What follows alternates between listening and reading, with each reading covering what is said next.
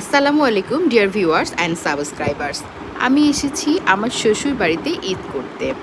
আর এখানে আমার আব্বু আমার জন্য পাঠিয়েছে ঈশ্বরদীর মজাদার বোম্বে লিচু, সাথে কিন্তু আম।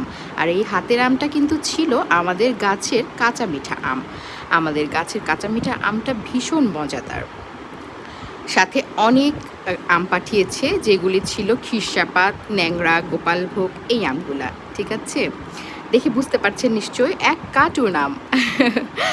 আর আমার মায়ের হাতের রান্না করা পাঠিয়েছে বিরিয়ানি, কারণ আমার দুই ছেলে ভীষণ বিরিয়ানি পছন্দ করে। আমার জন্য পাঠিয়েছে কাঁঠালের তরকারি, সজনে ডাঁটা চচ্চড়ি, তারপরে পাঠিয়েছে আর কি জানেন, খুবই মজাদার আমের টক রান্না বা খাটা রান্না। যারা গ্রামের ভাষা জানেন তারা কিন্তু বলবেন খাটা রান্না। ও হ্যাঁ, আর এটা কিন্তু জাম, এই যে জাম খাইয়া মুখ লাল করিয়া একটা গান আছে না, এখন আমার সেটা মনে পড়ে।